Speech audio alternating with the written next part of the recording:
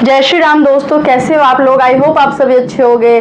मैं भी ठीक हूँ। प्लीज़ ये साउंड को इग्नोर करना क्योंकि बहुत बारिश हो रही है, तो ये जो बैकग्राउंड में जो साउंड है वो तो आज मैं नहीं रोक पाऊंगी। बट आप सभी का मेरे इस वीडियो में बहुत बहुत स्वागत है। तो आज मेरा जो टॉपिक है बेसिक, जिसके बारे में मैं आप लोगों के साथ चर्चा करना चाहती हूँ, गॉसिप करना चाहती हूँ, एक अनुराधाचार्य महाराज जी और दूसरे हैं हमारे शुभंकर मिश्रा जी। शुभंकर मिश्रा मुझे बहुत पसंद है, वो मेरे फेवरेट है। मैं उनको इंस्टाग्राम, फेसबुक हर जगह फॉलो करती हूँ, यूट्यूब तक पे भी मैंने उनको फॉलो कर रखा है। सबसे पहले हम जिनके बारे में बात करते हैं वो है अनुराधाचार्य महाराज जी। तो आप सब इनको जानते हैं, हर कोई इनका कथा सुनता है, हर कोई इनका फैंस है। लेकिन आजकल ये बहुत कंट्रोवर्सी में है, यहाँ तक कि एक न्यूज चैनल पे अपलोड था कि इनको फांसी दे दी जाए। तिवारी जी, आप बताएं, पुरुषों के तौर पर इस तरह की बातें कहना एक धर्म गुरु द्वारा, क्या महसूस करते हैं आप? देखिए, मैं अनुराधाचार्य को एक लुच्चा लफंगा रोड छाप आदमी मानता हूं और इसे खड़ाऊ से 10 खड़ाऊ मारना चाहिए। ऐसे व्यक्ति को, यह व्यक्ति कथावाचक नहीं, यह हंसोड़ है। यह समाज में गंदगी फैला रहा है। जिस तरह हमारी भारत की माताओं को, बहनों को अपमान किया है, इसको फांसी होना चाहिए। ऐसे दुष्ट आत्मा, यह व्यक्ति न तो शास्त्र का ज्ञान रखा है, न इसे किसी भी तरह का वैदिक ज्ञान है। यह व्यक्ति, इसके 100 वीडियो देखिए, सभी वीडियो में यह मस्खरा का काम करता है। यह व्यक्ति पहले ट्रक का खलासी था और आज वह अपना, हालांकि ट्रक के ड्राइवर और खलासी भाई लोग बहुत सम्मानित होते हैं, ज्ञान अर्जित करने की तो कोई उम्र नहीं है ना शैलेश जी। ज्ञान अर्जित करके अगर कोई दे रहा है, उनको लाखों लोग फॉलो कर रहे हैं, लोग सुन रहे हैं ना उनको। लोग पागल हो गए हैं, लोग फॉलो कर रहे हैं ऐसे लोगों को। यह व्यक्ति हंसोड़ है, यह व्यक्ति को फांसी की सजा होना चाहिए। तो जैसा कि आपने ये वीडियो देखा, तो मुझे पता है इन्होंने जो वर्ड्स का इस्तेमाल किया है, जो अक्सर ये लड़कियों के बारे में बोलते रहते हैं, ऑल टाइम ये ना लड़कियों को ही गलत ठहराते हैं। जब 2 केस होता है, मैंने एक वीडियो देखी थी जिसमें एक लड़की ने बोला था, वो अपने बॉयफ्रेंड के साथ आई थी कि हम दोनों पिछले 8 साल से लिव इन रिलेशनशिप में रह रहे थे, बट ये लड़का मुझसे शादी करने के लिए मना कर रहा है क्योंकि इसने कुछ वीडियो देख लिया आपके, उसके बाद से ये कह रहा है ये गलत है, मैं नहीं करूंगा। तो मुझे उनका जो पॉइंट ऑफ व्यू था, जो उस पे उन्होंने लड़की को कहा कि आपको पहले सोचना चाहिए था, ये सब करने से पहले, शादी से पहले, साथ रहने से पहले, आपकी इसमें गलती है, आपको उनके साथ नहीं रहना चाहिए था। तो मुझे ये कहना है कि उनकी गलती क्यों है? गलती तो लड़के की भी है ना। तो उनका कभी मैंने ये नहीं देखा है कि वो लड़कों को गलत कहती है। वो अक्सर यही चीज बोलती है कि लड़कियां गलत है। ऐसा होता है, उनको पोकी बाबा कहा जाता है, मीम्स के लिए ही वायरल है। वो अक्सर आपको मीम्स में, इंस्टाग्राम पे, हर जगह जब भी आप स्क्रॉल करोगे, आपको वो हर दूसरा तीसरा वीडियो उनको आपको दिखेगा ही। बट उनके बिहाइंड में, उनके बारे में कुछ आप लोगों को बताना चाहूंगी जो आप सभी नहीं जानते हो। अनुराधाचार्य महाराज जी, जो कि मुझे लगता है कि वो एक बहुत अच्छे इंसान है और बहुत भला है हमारे देश के लिए। वो एक अच्छे कथावाचक ना हो सही, बट वो एक अच्छे इंसान जरूर है, क्योंकि वो 250 से ज्यादा वृद्ध महिलाओं को अपने पास रख के उनकी सेवा करते हैं। इनके बिहाइंड में उन्होंने बहुत सारे स्कूल्स खोल रखे हैं, वो एक गौशाला चलाते हैं और साथ के साथ वो पर डे 20 से 25 से 30 हजार के बीच के लोगों को डेली वो भोजन करवाते हैं। अनाथ आश्रम खोले हुए, बहुत सारे लोगों की वो सेवा करते हैं। वो जो भी अर्न कर रहे, जो भी कमा रहे, वो इन्वेस्ट कर रहे हैं। और यहाँ तक कि आपको ये भी पता होगा, कहीं भी जगह पे जाने के लिए वो कुछ भी चार्ज नहीं करते हैं। यहाँ तक कि लोगों ने बिग बॉस में जाने पे भी ट्रोल किया था अनुराधाचार्य महाराज जी को कि बिग बॉस में क्यों गए, बिग बॉस में क्यों गए। प्रेमानंद महाराज जी भी ने उनसे कहा कि ऐसी जगहों पे नहीं जाना चाहिए था, जो कि कथावाचक के लिए गलत भी है कि उनको नहीं जाना चाहिए। बट मैं एक सवाल आप लोगों से पूछती हूँ। तो डॉक्टर बाबू जी, ये जो आप बता रहे थे, आप कहाँ से हो? वृंदावन गौरी गोपाल आश्रम। हाँ, ये मैंने जो सुना है, जो कि मेरी बहनों ने मुझे बताया है कि आप वहाँ पर बहुत अच्छा काम करते हो। वहाँ 285 से अधिक वृद्ध माताएं हैं, अखंड रसोई चलती है, 150 बच्चे पढ़ते हैं। कोई भी आ जाओ, सबको भरपेट भोजन, 30,000 लोग पर डे प्रसाद पाते हैं निःशुल्क। ये सब सेवाएं गौरी गोपाल में चलती हैं। अच्छा, बहुत अच्छी बात है, बहुत अच्छी बात है। तो डॉक्टर बाबू जी, अभी तो आप सेलिब्रिटी भी बन गए हो, आप नहीं चार्ज करते हो कहीं जाने का?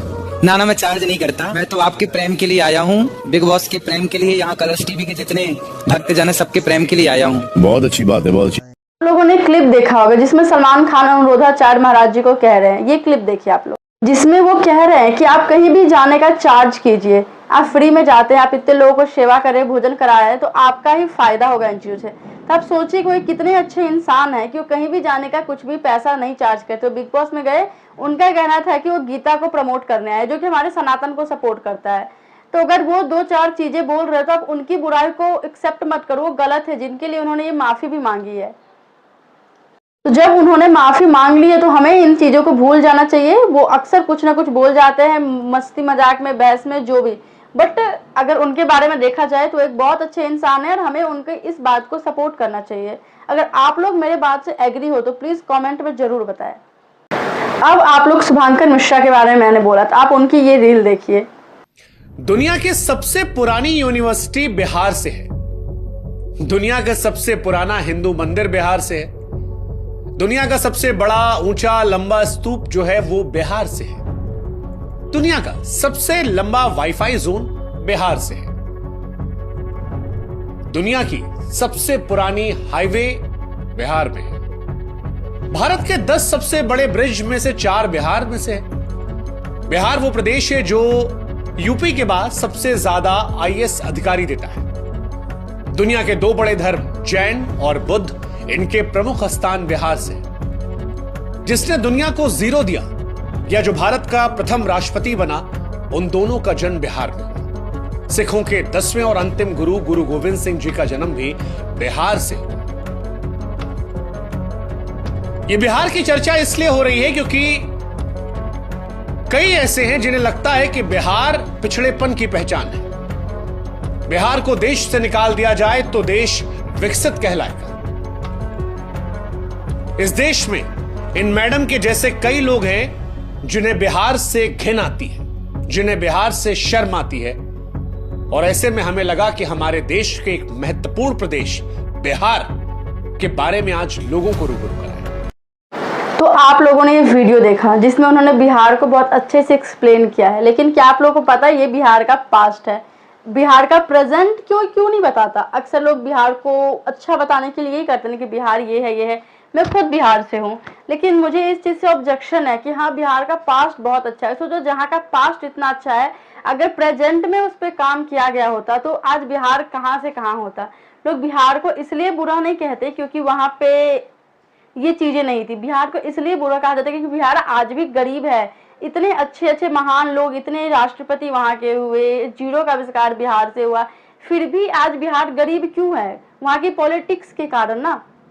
ये सवाल आज तक मैंने नहीं देखा कोई बिहारी के लिए ये सवाल उठाए कि बिहार के जो हमारे सीएम है नीतीश कुमार जी, उनको काम करना चाहिए। 25 साल से हमारे देश में है, लेकिन उन्होंने बिहार को एकदम बद से बदतर, दिन प्रतिदिन बद से बदतर बनाया है, ना कि बेहतर किया है। इसलिए बिहार बुरा बना हुआ है। जिस तरीके से बिहार का डेवलपमेंट था, जिस तरीके से बिहार में आईएएस हो रहे हैं, जो डेवलपमेंट है, एक से ऊंची चीजें, बड़ी से बड़ी चीजें सारे बिहार में अवेलेबल है, फिर भी बिहार पिछड़ा क्यों है? इसमें किसकी गलती है? गवर्नमेंट की भी गलती है, लोगों को भी गलती है। तो इसलिए बिहार बुरा है आज के टाइम में, इसलिए बिहार को गरीब कहा जाता है। बिहारी कहने पे शर्म नहीं आती, लेकिन अगर हमारा बिहार आज इतना डेवलप होता तो हमें एजुकेशन लेने के लिए दिल्ली, नोएडा, मुंबई नहीं जाना पड़ता। हम बिहार से ही करते, लेकिन हमें वहां पे प्रॉपर नहीं मिल पाता, इसलिए हम बिहार से बाहर आते हैं। रीजन है कि बिहार पिछड़ा है। बिहार को इन चीजों पे भी डेवलप करना चाहिए कि लोगों को मजदूरी भी करना हो तो अपने बिहार में रहकर करे। लोगों को एजुकेशन चाहिए तो बिहार में वो पूरा हो जाए, उसके लिए उन्हें बाहर ना जाना पड़े। अगर हम बिहार से कहीं भी पढ़ के जा रहे थे, कोई हमसे ये ना पूछे कि आपको इंग्लिश आती है या नहीं। रही बात इंग्लिश आती है नहीं, क्योंकि जो बिहार बोर्ड का एजुकेशन है उसमें 10th तक इंग्लिश को कंपलसरी किया ही नहीं गया है। आप उसमें पास हो या फेल कोई मैटर नहीं करता। अगर आपके 75% है, आपको इंग्लिश में 29 मार्क्स है, तो भी आपको फर्स्ट डिवीजन दिया जाएगा, क्योंकि 30 मार्क्स पे फर्स्ट डिवीजन। और 29 के आप 10 नंबर भी लेके आओ तो भी आप फर्स्ट डिवीजन कहलाओगे। आपको 10,000 रुपये प्रोत्साहन राशि भी मिलेगा, जो कि गलत है। आप इंग्लिश को भी कंपलसरी करो। इसके चक्कर में बच्चे पढ़ते नहीं। अगर फर्स्ट क्लास से इंग्लिश पढ़ते रहेंगे तो उनको बहुत सारी नॉलेज भी होगी। जैसे उनकी मैथ स्ट्रांग, वैसे उनकी इंग्लिश भी स्ट्रांग होगी। अगर इंग्लिश वीक है तो उसका भी रीजन मैं पॉलिटिक्स और हमारे सीएम को ही दे रही हूँ, जिन्होंने शिक्षा मंत्री है, जो भी है, उन्होंने अभी तक जो ये चीजें लागू नहीं करा है, उनको करनी चाहिए। Thank you so much for watching guys. अगर आप लोग मेरी इस बात से एग्री हो, अगर आपको लग रहा है कि मैं गलत बोली हूँ तो भी मुझे कमेंट में बताना। मैं गलत भी बोल सकती हूँ, मुझे नहीं पता कि मैं सही बोली हूँ, बट मेरा जो ओपिनियन था मैंने वो आप लोगों के साथ शेयर किया। और वैसे मैं भी बिहार से हूँ और हमारा बिहार सच में बहुत कुछ, वहाँ का खाना, वहाँ का सब कुछ बहुत अच्छा है, बट कुछ चीज़ों में हमारा बिहार का कंडीशन बहुत ख़राब है, जो कि डेवलपमेंट होने की बहुत ज़रूरत है। बस इसीलिए मैंने ये वीडियो बनाया है, क्योंकि हमारा बिहार का पास्ट इतना अच्छा है तो उसका प्रेजेंट और फ्यूचर भी बहुत अच्छा होना चाहिए। अगर आप लोगों को ये मेरी वीडियो अच्छी लगी है तो please like share and subscribe करें। Thank you so much for watching. Aim करते हैं एटलीस्ट 10K व्यूज़ का। Thank you so much for watching guys.